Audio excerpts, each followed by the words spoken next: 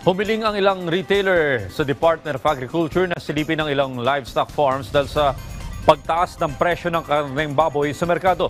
Ang detalye sa report ni Vel Custodio. Todo diskarte ang mga mamimiling sina Irene at Emily sa kanilang budget ngayong tumataas ang presyo ng karneng baboy sa merkado 2 linggo bago magpasko.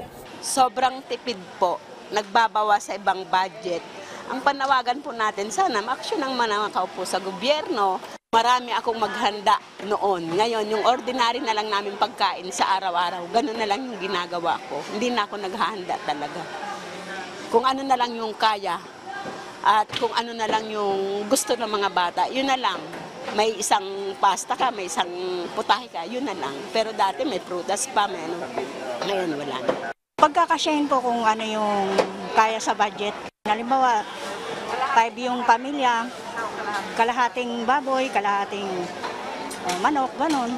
350 pesos ang kilo ng kasim at pige, habang 390 naman sa liempo. Mas mataas ito kumpara sa itinatag na maximum suggested retail price ng Department of Agriculture.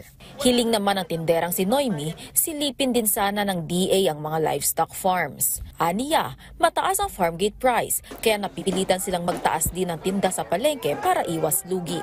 Dating ang baboy mo isang buo ang itinitinda mo, ngayon kalahating 1/4 na lang Kayo pumunta sa piggery para anuhan ninyo yung piggery.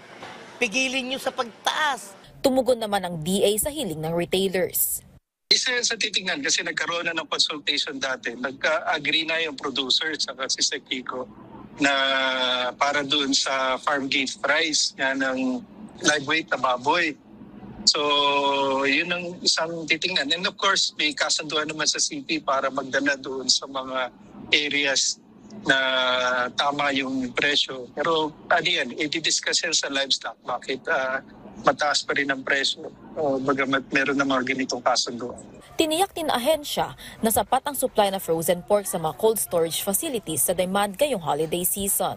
Ito ay sa kabila ng importation ban sa karneng baboy mula sa Spain at Taiwan dahil sa African swine fever outbreak.